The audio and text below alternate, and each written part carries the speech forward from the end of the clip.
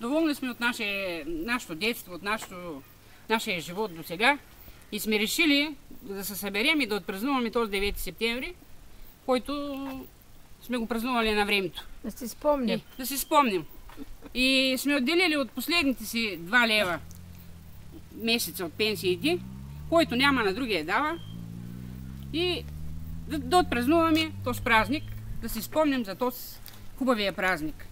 Защото държавата не мисли за нас, пенсионерите. Изобщо не мисли. Не пита как се живее с 150 лева.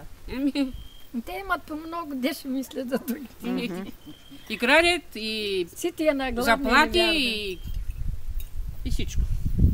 И крадят, и не са в затворите. Едно време за една кошка в затвора ги пращава. Пък сега няма. Крадят милиони и милиарди, ограбват народа и са на свобода и имат честта да застанат и да говорят на телевизора. Така е.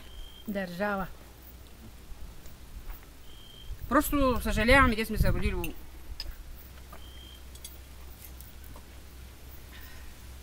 И зато и сега ще направим празника, да си спомним. Да се повеселим малко. Как на поляната там казаните манджи са правили, как сме се хранили. Всичките весело, от кооперация се връщаме, от работа там отиваме. Всичко е хубаво, весело било. Зато си направихме един празник тук, да си спомним как е било едно време. С радост. Имаше един момент, когато по 200 грама кайма на човек се даваше за този празник. Всеки да има. Да го почувства. За всяко семейство. Сега по 30 стотинки увеличават пенсия. С 5 стотинки увеличават. Тяхната, ама. Те имат много и да пита как живееш. Защо? Просто... Тази година сме решили, да ходим да ходим в гората, и ще си го направим празника 9 септември. То гората сме се сказали да ходим. Ходили сме ние. Къде бяхме Къде мъжете, като ходихме Да, ама става, просто сме ходили. Ходихме. Бактисали сме да ходим по магазините да питаме се кое е най-ефтиното от него да вземем. Кое е най-ефтиното от него да вземем. Ама на телевизията не ско казват. Ние от кучета сме по-бед пенсионери. Не трябва да се иде храната таква за болни хората.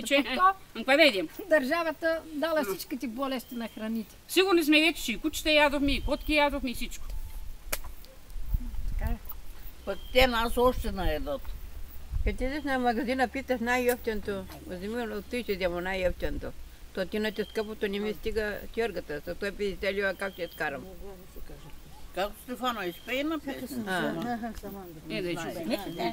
Ти не ми е делова сега. Но време как сме ги пели. Ти имаш где да пукаш по.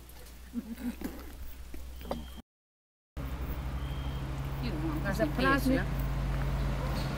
И ми идат много по-голема. Каква?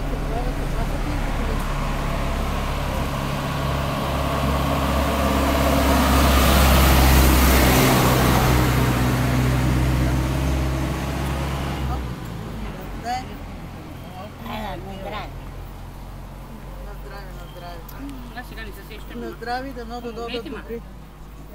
Помогнете за някой близък. Не, помогнете, напомнете. Добре да ида. Не кажи някой да. Дипломаста. Те колко не идат нас на мама утре. Гад не трябва. Аби на здраве. Посъбрал воевода,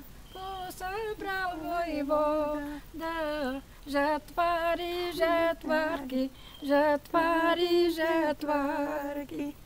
жетва да му женат, се бяла пшеница, се жълта пшеница. Всички ти долу, жанали,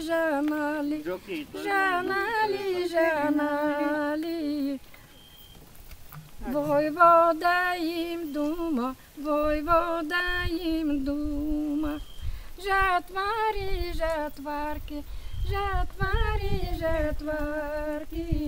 коя ще ми стане за вярна друга, за